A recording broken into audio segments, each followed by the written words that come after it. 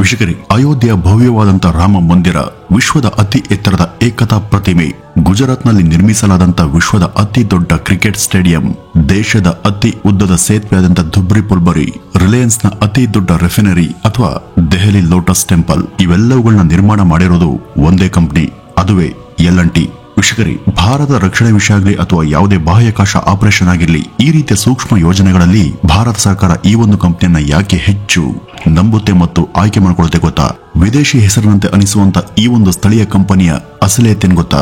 ಇದು ನಮ್ಮ ದೇಶದ ಪ್ರತಿಯೊಂದು ದೊಡ್ಡ ಯೋಜನೆಗಳಲ್ಲಿ ಹೇಗೆ ತೊಡಗಿಸಿಕೊಂಡಿದೆ. ಈ ಕಂಪನಿ ಮಾಲೀಕರು ಯಾರು? ಇಂಥ ಒಂದು ದೊಡ್ಡ ಸ್ಥಾನವನ್ನು ತಲುಪೋದಕ್ಕೆ L&T ಯಾವ ಒಂದು ಸವಾಲುಗಳನ್ನ ಎದುರಿಸಿದೆ? ಬನ್ನಿ ವೀಕ್ಷಕರೇ, ಇವತ್ತಿನ ಈ ಒಂದು ವಿಡಿಯೋದಲ್ಲಿ ಈ L&T ಸಂಸ್ಥೆ ಬಗ್ಗೆ ಸವಿಸ್ತರವಾಗಿ ತಿಳಿತಾ ಹೋಗೋಣ. ವೀಕ್ಷಕರೇ, ಸೋರನ್ ಕ್ರಿಸ್ಟಿಯನ್ ಟರ್ಬೋ ಎಂಬ ವ್ಯಕ್ತಿಯಿಂದ ಈ ಒಂದು ಕತೆ ಶುರುವಾಗುತ್ತೆ. ಸಿವಿಲ್ ಇಂಜಿನಿಯರ್ ಆಗಿದ್ದಂತ ಇವರು ಡೆನ್ಮಾರ್ಕಿನ FL ಸ್ಮಿತ್ ಅಂಡ್ ಕಂಪನಿಯಲ್ಲಿ ಕೆಲಸ ಮಾಡ್ತಿದ್ರು. ಆಗ ಈ ಒಂದು ಕಂಪನಿ ಭಾರತದ ಸಿಮೆಂಟ್ ಕಾರ್ಖಾನೆಗಳಿಗೆ ಮಷಿನರಿ ಮತ್ತು ಎಕ್ವಿಪ್ಮೆಂಟ್ ಗಳನ್ನ ಪೂರೈಸುತ್ತಿತ್ತು.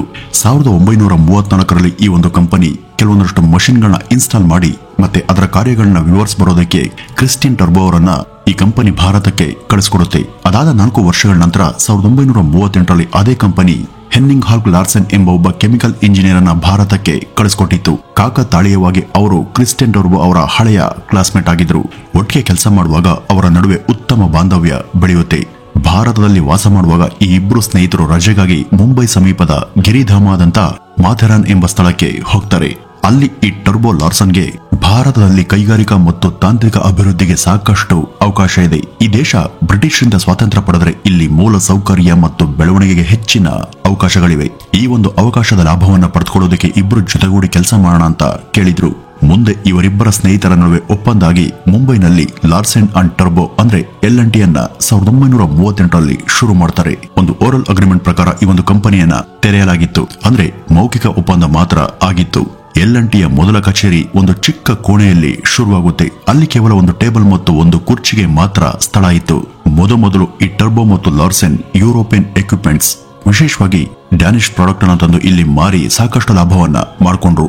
ಆದ್ರೆ ಈ ಒಂದು ಕಂಪನಿಯನ್ನ ಶುರು ಮಾಡದಂತ 1 ವರ್ಷದ ನಂತರ 2ನೇ ವಿಶ್ವಯುದ್ಧ ಭುಗಿಲೆದ್ದಿತ್ತು. ಈ ಒಂದು ಯುದ್ಧದ ಸಮಯದಲ್ಲಿ ಯುರೋಪ್ನಿಂದ ಉತ್ಪನ್ನಗಳನ್ನ ಆಮದು ಮಾಡಿಕೊಳ್ಳೋದು ಮತ್ತು ಅವುಗಳನ್ನ ಭಾರತಕ್ಕೆ ತರೋದು ತುಂಬಾ ಕಷ್ಟ ಆಗಿತ್ತು. ಹಾಗೇನೆ ಹೆಚ್ಚಿನ ಯುರೋಪಿಯನ್ನರು ತಮ್ಮ ದೇಶಕ್ಕೆ ಮರಳೋದಕ್ಕೆ ಶುರು ಮಾಡಿದ್ರು. ಇದನ್ನ ನೋಡದಂತ ಲಾರ್ಸನ್ ಮತ್ತು ಟರ್ಬೋ ಕೂಡ ಡೆನ್ಮಾರ್ಕ್ಗೆ ಹೋಗೋದಿಕ್ಕೆ ತಯಾರಿಯನ್ನ ನಡೆಸ್ತಾರೆ. ಆದ್ರೆ ಆಗ್ಲೇ ಅವ್ರಿಗೆ ಜರ್ಮನ್ ಡೆನ್ಮಾರ್ಕ್ ಅನ್ನ ವಶಪಡಿಸಿಕೊಂಡಿದೆ ಅಂತ ಗೊತ್ತಾಗುತ್ತೆ. ಹೀಗಾಗಿ ಅವರು ಡೆನ್ಮಾರ್ಕ್ಗೆ ಮರಳುವಂತ ಉದ್ದೇಶವನ್ನ ರದ್ದುಗೊಳಿಸಿ ಭಾರತದಲ್ಲಿ ಉಳಿಯೋದಕ್ಕೆ ಮತ್ತು ತಮ್ಮ ವ್ಯವಹಾರವನ್ನ ಮುಂದುವರಿಸೋದಕ್ಕೆ ನಿರ್ಧರಿಸಿದ್ರು. ಇವರು ಸ್ವಲ್ಪ ಸಮಯ ಇಲ್ಲಿ ಖಾಲಿ ಕೊಡ್ತಿದ್ರು. ನಂತರ ಇವರಿಗೆ ಯುದ್ಧದಲ್ಲಿ ಹಾನಿಗೆ ಒಳಗಾದಂತ ಹಡಗುಗಳನ್ನ ರಿಪೇರಿ ಮಾಡುವಂತ ಕೆಲಸ ಸಿಗುತ್ತೆ. ಇದಕ್ಕಾಗಿ ಮುಂಬೈನ ಸಾಂತಾ ಕ್ರೂಸ್ ನಲ್ಲಿ ಒಂದು ಚಿಕ್ಕ ವರ್ಕ್ಶಾಪ್ ಅನ್ನ ಶುರು ಮಾಡ್ತಾರೆ. ಹಡಗುಗಳನ್ನ ದುರಸ್ತಿ ಮಾಡುವಂತ ಕೆಲಸವನ್ನ ಮಾಡಬೇಕು ಅಂತಾನೆ L&T ಅಂಡರ್ ನಲ್ಲಿಯೇ ಹಿಲ್ಟಾ ಲಿಮಿಟೆಡ್ ಎಂಬ ಒಂದು ಚಿಕ್ಕ ಕಂಪನಿಯನ್ನ ಹುಟ್ಟಾಕ್ತಾರೆ. ಮುಂದೆ 1940ರಲ್ಲಿ ಈ ಒಂದು ಕಂಪನಿಗೆ ದೊಡ್ಡದೊಂದು ಅವಕಾಶ ಹುಡುಕೊಂಡು ಬರುತ್ತೆ. ಮೊದಲ ಬಾರಿಗೆ ಟಾಟಾ ಗ್ರೂಪ್ ಗಾಗಿ ಕೆಲಸ ಮಾಡುವಂತ ಅವಕಾಶ ಸಿಗುತ್ತೆ. ವಾಸ್ತವವಾಗಿ ಟಾಟಾ ಗ್ರೂಪ್ ಸೋಡಾ ಆಶ್ ಅಂದ್ರೆ ವಾಷಿಂಗ್ ಸೋಡಾ ಪ್ಲಾಂಟ್ ಅನ್ನ ತೆರೆಯೋದಕ್ಕೆ ಬಯಸಿತ್ತು. ಇದಕ್ಕಾಗಿ ಜರ್ಮನ್ ಇಂಜಿನಿಯರ್ ಗಳನ್ನ ಅದು ನೇಮಿಸಿಕೊಳ್ಳಿತ್ತು. ಆದ್ರೆ 2ನೇ ವಿಶ್ವ ಯುದ್ಧದ ಸಮಯದಲ್ಲಿ ಈ ಜರ್ಮನ್ ಇಂಜಿನಿಯರ್ ಗಳನ್ನ ಬಂಧಿಸಲಾಗಿತ್ತು. ಹೀಗಾಗಿ ಟಾಟಾದ ಈ ಯೋಜನೆ ತಡ ಆಗ್ತಾ ಇತ್ತು. ಯುದ್ಧ ಮುಂದುವರೆದೇ ಇತ್ತು. ಆಗ ಟಾಟಾ ಮತ್ತಷ್ಟು ಕಾಯ್ದೆ ಈ ಯೋಜನೆಯನ್ನ ಲಾರ್ಸೆನ್ ಅಂಡ್ ಟರ್ಬೋಗೆ ಹಸ್ತಾಂತರ ಮಾಡಿದ್ರು. L&Tಗೆ ಇದು ಅತ್ಯಂತ ದೊಡ್ಡ ಪ್ರಾಜೆಕ್ಟ್ ಆಗಿತ್ತು. ಯಾವುದೇ ರೀತಿ ತಪ್ಪುಗಳು ಆಗದಂತೆ ಪ್ರಾಜೆಕ್ಟ್ ಅನ್ನ ಮುಗಿಸ್ಕೊಡೋದಿಕ್ಕೆ ಲಾರ್ಸೆನ್ ಅಂಡ್ ಟರ್ಬೋ ನಿರ್ಧರಿಸಿದ್ರು. ಅದಕ್ಕಾಗಿ ಅವರು ಪ್ಲಾಂಟ್ ಅನ್ನ ಇನ್ಸ್ಟಾಲ್ ಮಾಡುವ ಮೊದಲು ಅದಕ್ಕೆ ಸಾಕಷ್ಟು ಅಧ್ಯಯನವನ್ನ ಮಾಡಿದ್ರು. ಅದರ ಸಂಪೂರ್ಣ ಪ್ರಕ್ರಿಯೆಯನ್ನ ವಿವರವಾಗಿ ಅರ್ಥ ಮಾಡಿಕೊಂಡ್ರು. ನಂತರ ಯೋಜನೆಯನ್ನ ಅತ್ಯಂತ ಕಡಿಮೆ ಸಮಯದಲ್ಲಿ ಯಶಸ್ವಿಯಾಗಿ ಮುಗಿಸಿಕೊಟ್ಟು ಟಾಟಾದ ವಿಶ್ವಾಸವನ್ನ ಗಳಿಸಿಕೊಂಡ್ರು. ಇದಾದ ನಂತರ 1945ರಲ್ಲಿ ವಿಶ್ವಯುದ್ಧ ಮುಗಿಯುತ್ತೆ. ಆದ್ರೆ ಭಾರತದಲ್ಲಿ ಸ್ವಾತಂತ್ರ್ಯ ಹೋರಾಟ ತೀವ್ರಗೊಳ್ಳುತ್ತೆ. ಭಾರತ ಸ್ವಾತಂತ್ರ್ಯಗೊಂಡ್ರೆ ಇಲ್ಲಿ ಮೂಲ ಸೌಕರ್ಯ ಅಭಿವೃದ್ಧಿ ಅತ್ಯಂತ ವೇಗವಾಗಿರುತ್ತೆ. ಮತ್ತೆ ಈ ಒಂದು ಕ್ಷೇತ್ರದಲ್ಲಿ ಕೆಲವರು ಮಾತ್ರ ಇರೋದನ್ನ ಈ L&T ಅರ್ಥಕೊಂಡಿತ್ತು. ಅಂತ ಪರಿಸ್ಥಿತಿಯಲ್ಲಿ ನಾವು ಈ ಒಂದು ಉದ್ಯಮಕ್ಕೆ ಪ್ರವೇಶ ಮಾಡಿದ್ರೆ ಸಾಕಷ್ಟು ಬೆಳೆಯಬಹುದು ಅಂತ ಈ L&Tಯ ಯೋಜನೆಯಾಗಿತ್ತು. ಈ ನಡುವೆ 1946ರಲ್ಲಿ L&Tಗೆ ಹೆವಿ ಕನ್ಸ್ಟ್ರಕ್ಷನ್ ಮಷಿನರಿ ಖರೀದಿ ಮಾಡುವಂತ ಒಂದು ದೊಡ್ಡ ಅವಕಾಶ ಸಿಗುತ್ತೆ. ಈ ಒಂದು ಸಮಯದಲ್ಲಿ ಅಂದ್ರೆ 2ನೇ ಮಹಾಯುದ್ಧದ ನಂತರ ಬಹಳಷ್ಟು ಕ್ಯಾಟರ್ ಪಿಲ್ಲರ್ ಯಂತ್ರಗಳು ಕೈಗೆಟುಕುವಂತ ಬೆಲೆಯಲ್ಲಿ ಲಭ್ಯ ಇದ್ದು ಈ ಒಂದು ಯಂತ್ರಗಳನ್ನ ಖರೀದಿ ಮಾಡೋದಕ್ಕೆ ದೊಡ್ಡ ಮಟ್ಟದಲ್ಲಿ ಹಣ ಬೇಕಿತ್ತು. ಆದ್ರೆ ಅಷ್ಟು ಹಣ L&T ಬಳಿ ಇರಲಿಲ್ಲ. ಇದಾದ್ಮೇಲೆ ಈ ಒಂದು ಸಮಸ್ಯೆನ ಪರಿಹರಿಸೋದಕ್ಕೆ ಲಾರ್ಸನ್ ಮತ್ತು ಟರ್ಬೋ ಈಕ್ವಿಟಿಯನ್ನ ಡೈಲ್ಯೂಟ್ ಮಾಡಿ ಫಂಡಿಂಗ್ ರೈಸ್ ಮಾಡೋದಕ್ಕೆ ಯೋಚಿಸ್ತಾರೆ. ಆದ್ರೆ L&T ಕಂಪನಿ ಇನ್ನೂ ಕೂಡ ಕಾನೂನುಬದ್ಧವಾಗಿ ರಿಜಿಸ್ಟರ್ ಆಗದೇ ಇರೋ ಕಾರಣ ಹಾಗೆ ಮಾಡೋದಕ್ಕೆ ಸಾಧ್ಯ ಇರಲಿಲ್ಲ. ಆದ್ರಿಂದ 1940ರಲ್ಲಿ ಈ ಇಬ್ರು ಸ್ನೇಹಿತರು ತಮ್ಮ ಕಂಪನಿಯನ್ನ Larsen and turbo private limited ಅಂತ ಕಾನೂನುಬದ್ಧವಾಗಿ ರಿಜಿಸ್ಟರ್ ಮಾಡಿಸಿದ್ರು ಹಾಗೂ ಈಕ್ವಿಟಿ ಡೈಲ್ಯೂಟ್ ಮಾಡುವಂತ ಮೂಲಕ ಬಂಡವಾಳವನ್ನು ಕೂಡ ಸಂಗ್ರಹಿಸ್ತಾರೆ. ಈ ಒಂದು ದುಡ್ಡಿನಲ್ಲಿ ಸಾಕಷ್ಟು ಹೆವಿ ಕನ್ಸ್ಟ್ರಕ್ಷನ್ ಮಷಿನರಿಗಳನ್ನ ಖರೀದಿ ಮಾಡ್ತಾರೆ ಕೂಡ. 1946ರಲ್ಲಿ ಈ ಇಬ್ರು ಸ್ನೇಹಿತರು ತಮ್ಮ ನಿರ್ಮಾಣ ಯೋಜನೆಗಾಗಿ engineering construction and contractor limited ಅಂದ್ರೆ ECC ಎಂಬ ಬೇರೆಯದೇ ಆದಂತಹ ಒಂದು ಕಂಪನಿಯನ್ನ ರಚಿಸಿದ್ರು. ಇದು ಈಗಲೂ ಕೂಡ L&Tಯ ಕನ್ಸ್ಟ್ರಕ್ಷನ್ ಒಂದು ವಿಭಾಗ ಆಗಿದೆ. ಕಂಪನಿಯನ್ನ ರೂಪಿಸಿದ ನಂತರ ಅವ್ರಿಗೆ western railways, Bombay municipal corporation ಮತ್ತು ACC ಅಂತ ದೊಡ್ಡ ಗ್ರಾಹಕರು ಸಿಕ್ಕಿದ್ರು. ಈ ಒಂದು ಯಶಸ್ಸಿನ ನಂತರ 1947ರ ಹೊತ್ತಿಗೆ L&T ಭಾರತದ 3 ದೊಡ್ಡ ನಗರಗಳಾದಂಥ ಮದ್ರಾಸ್, ಕೋಲ್ಕತಾ ಮತ್ತು ದೆಹಲಿಯಲ್ಲಿ ತನ್ನ ಕಚೇರಿಗಳನ್ನ ತೆರೆದಿತ್ತು. ಹಾಗೇನೆ ಮುಂಬೈನ ಪೋವೈ ಪ್ರದೇಶದಲ್ಲಿ 55 ಎಕರೆ ಭೂಮಿಯನ್ನ ಖರೀದಿ ಮಾಡಿತ್ತು. ಈ ಒಂದು ಭೂಮಿ ಸಂಪೂರ್ಣ ಕಾಡಿನ ರೀತಿ ಇತ್ತು. ಇದನ್ನ ಖರೀದಿ ಮಾಡುವ ಮೂಲಕ ಈ L&T ಕಂಪನಿ ದೊಡ್ಡ ಲಾಸ್ ಮಾಡ್ಕೊಳ್ಳುತ್ತೆ ಅಂತ ಜನ ಭಾವಿಸಿದ್ರು. ಆದ್ರೆ L&Tಯ ಸಂಸ್ಥಾಪಕರ ಮನಸ್ಸಲ್ಲಿ ಒಂದು ಕನಸಿತ್ತು. ಈ ಭೂಮಿಯನ್ನ ಒಂದು ದೊಡ್ಡ ಕೈಗಾರಿಕಾ ಕೇಂದ್ರವಾಗಿ ಪರಿವರ್ತಿಸಬೇಕು, ಅಲ್ಲಿ ಕಾರ್ಖಾನೆಗಳು, ವರ್ಕ್ಶಾಪ್ಗಳು ಮತ್ತೆ ಸಂಶೋಧನಾ ಕೇಂದ್ರಗಳನ್ನ ನಿರ್ಮಿಸಬೇಕು ಅಂತ ಅಂದ್ಕೊಂಡಿದ್ರು. ಭೂಮಿಯನ್ನ ಸಮತಟ್ಟು ಮಾಡೋದ್ರಿಂದ ಶುರು ಮಾಡಿ ಒಳಚರಂಡಿ ವ್ಯವಸ್ಥೆ ಮತ್ತು ಸಂಪೂರ್ಣ ಮೂಲಸೌಕರ್ಯವನ್ನು ಕೂಡ ಅಲ್ಲಿ ಸಿದ್ಧ ಮಾಡಲಾಯಿತು. ಅವತ್ತು ಜನ ಈ ಒಂದು ಭೂಮಿಯನ್ನ ನಿಷ್ಪ್ರಯೋಜಕ ಅಂತ ಪರಿಗಣಿಸ್ತಿದ್ರು. ಆದ್ರೆ ಇವತ್ತು ಅದೇ ಜಾಗ ಈ L&Tಯ ಒಂದು ದೊಡ್ಡ ಕೈಗಾರಿಕಾ ಹಬ್ ಆಗಿದೆ. ವಿಶ್ವ ದರ್ಜೆಯ ಇಂಜಿನಿಯರಿಂಗ್ ಮತ್ತು ನಿರ್ಮಾಣ ಯೋಜನೆಗಳನ್ನ ಕಾರ್ಯಗತಗೊಳಿಸುವಂತ ಬಹು ಕಚೇರಿಗಳು ಮತ್ತು R&D ಸೆಂಟರ್ಗಳು ಇಲ್ಲಿವೆ.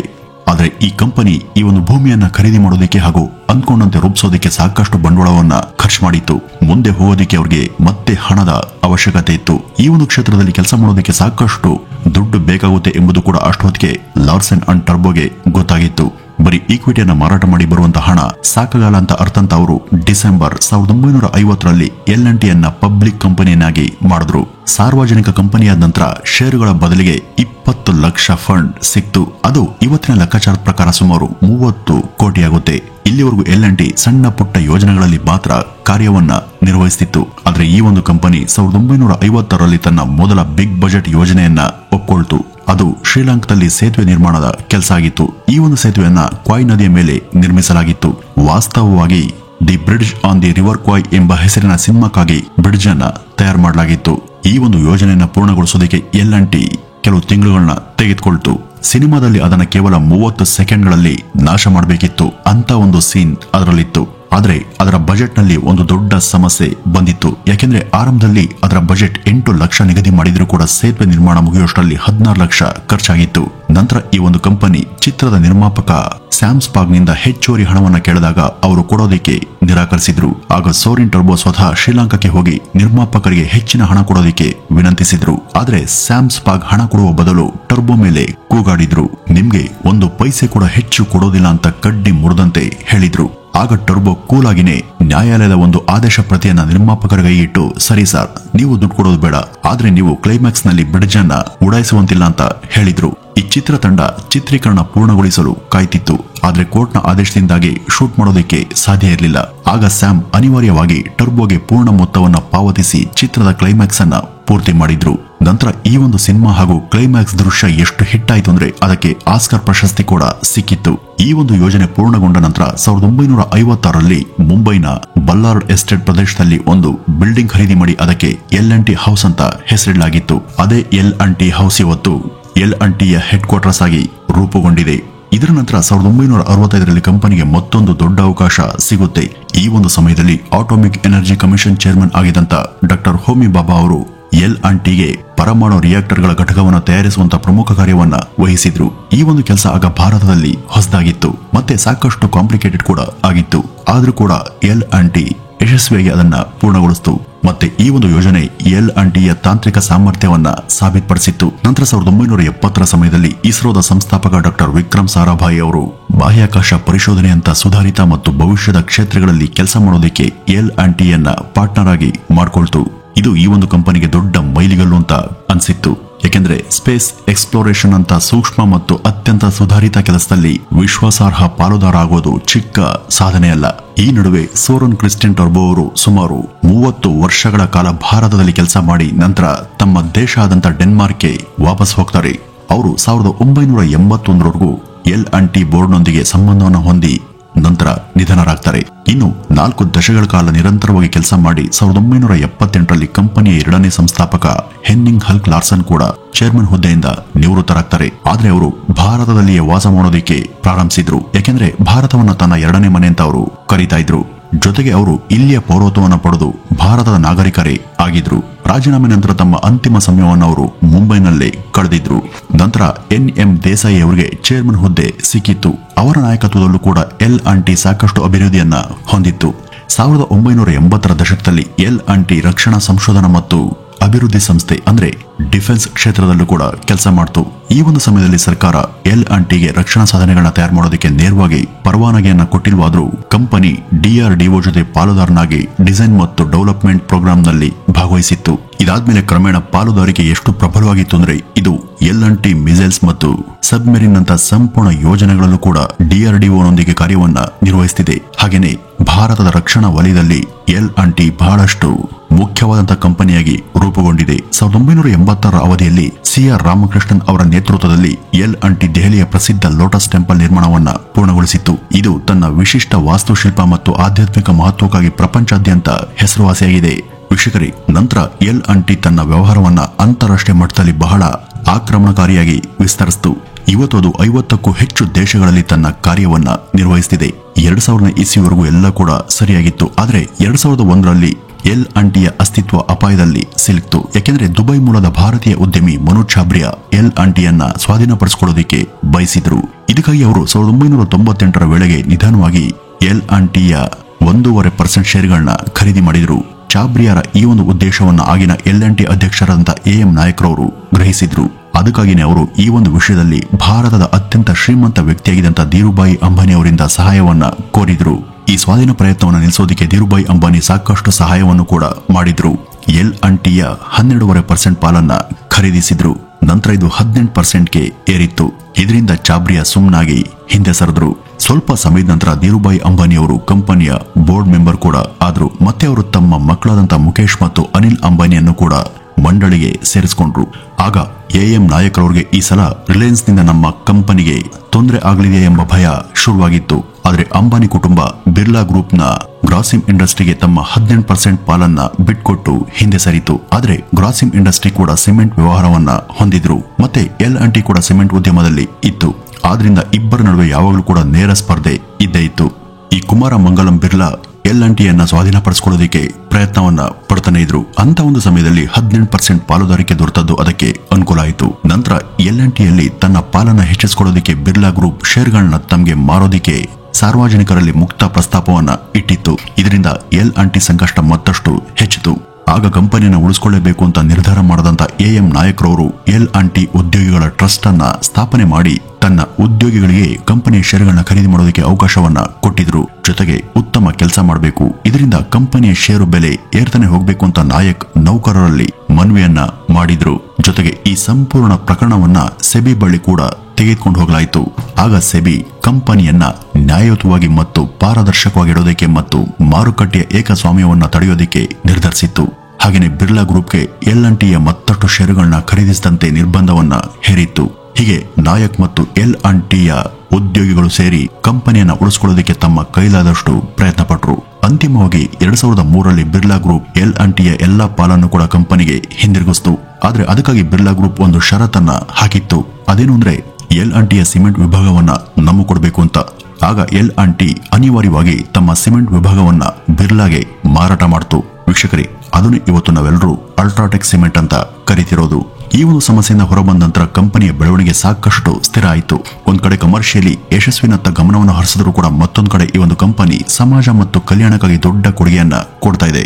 ಗುಜರಾತ್ನಲ್ಲಿ ಭೀಕರ ಭೂಕಂಪ ಸಂಭವಿಸಿ ಹೆಚ್ಚಿನ ಸಂಖ್ಯೆಯ ಕಟ್ಟಡಗಳು, ವಿಶೇಷವಾಗಿ ಶಾಲೆಗಳು ಸಂಪೂರ್ಣವಾಗಿ ನಾಶ ಆಗಿದ್ವು. ಮಕ್ಕಳ ಶಿಕ್ಷಣದ ಮೇಲೆ ಅದು ನೇರ ಪರಿಣಾಮವನ್ನ ಬೀರಿತ್ತು.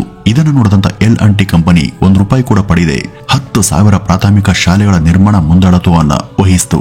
ಅದಲ್ಲದೆ ಕೇವಲ 80 ದಿನಗಳಲ್ಲಿ ಶಾಲಾ ಕಟ್ಟಡವನ್ನ ನಿರ್ಮಿಸಿಕೊಡ್ತು. ಬೇಗ ಕೆಲಸ ಮುಗಿಸಿದರೆ ಮಕ್ಕಳ ಶಿಕ್ಷಣ ಆದಷ್ಟು ಬೇಗ ಪ್ರಾರಂಭಿಸಬಹುದು ಅಂತ ಕಂಪನಿಯ ಕಾಳಜಿಯಾಗಿತ್ತು. ಈ ರೀತಿಯಾಗಿ L&T ಕಂಪನಿ ಭಾರತ ಸಾಮಾಜಿಕ ಕಲ್ಯಾಣಕ್ಕೆ ಅನೇಕ ದೊಡ್ಡ ಕೊಡುಗೆಗಳನ್ನ ಕೊಟ್ಟಿದೆ. ಜೊತೆಗೆ L&T ಕಂಪನಿ ಹೊಸ ಕಂಪನಿಗಳು ಮತ್ತು ಕ್ಷೇತ್ರಗಳನ್ನ ಸ್ಥಾಪಿಸುವ ಹಾಗೂ ಸ್ವಾಧೀನಪಡಿಸಿಕೊಳ್ಳುವ ಮೂಲಕ ಹಲವು ಫೀಲ್ಡ್ಗಳಲ್ಲಿ ಆವರಿಸಿಕೊಳ್ತು. ಇದೆಲ್ಲದರ ಪರಿಣಾಮ 1999ರಲ್ಲಿ ಅದರ ಆದಾಯ 5,000 ಕೋಟಿಗೆ ಇದ್ದದ್ದು 2017ರಲ್ಲಿ 1,25,000 ಕೋಟಿಗೆ ಏರ್ತು. ಇವತ್ತು ಈ ಕಂಪನಿಯ ಮಾರ್ಕೆಟ್ ಕ್ಯಾಪ್ 5.22 ಟ್ರಿಲಿಯನ್ ಇದೆ ಅಂದ್ರೆ ನೀವು ನಂಬಲೇಬೇಕು. ವೀಕ್ಷಕರೇ, ಲಾರ್ಸೆನ್ ಅಂಡ್ ಟರ್ಬೋ ಅವರ ದೂರದೃಷ್ಟಿ, ಅವರ ಕಠಿಣ ಪರಿಶ್ರಮ ಮತ್ತು ಯಾವತ್ತೂ ಕೂಡ ಸೋಲಪ್ಪದಂತ ಮನೋಭಾವದಿಂದ ಇದೆಲ್ಲವೂ ಕೂಡ ಸಾಧ್ಯ ಆಗಿದೆ. ವೀಕ್ಷಕರೇ, ಇದಿಷ್ಟು L&T ಕಂಪನಿ ಬಗ್ಗೆ ಇರುವಂತಹ ಒಂದಷ್ಟು ಮಾಹಿತಿ. ಇನ್ನು ಈ ಒಂದು ಕಂಪನಿ ಬಗ್ಗೆ ನಿಮ್ಮ ಅಭಿಪ್ರಾಯವನ್ನ ಕಮೆಂಟ್ ನ ಮೂಲಕ ಹಂಚಿಕೊಳ್ಳಿ ಅಂತ ಹೇಳ್ತಾ ಈ ಒಂದು ವಿಡಿಯೋವನ್ನ ಇಲ್ಲಿಗೆ ಮುಗಿಸೋಣ. ನಮಸ್ಕಾರ.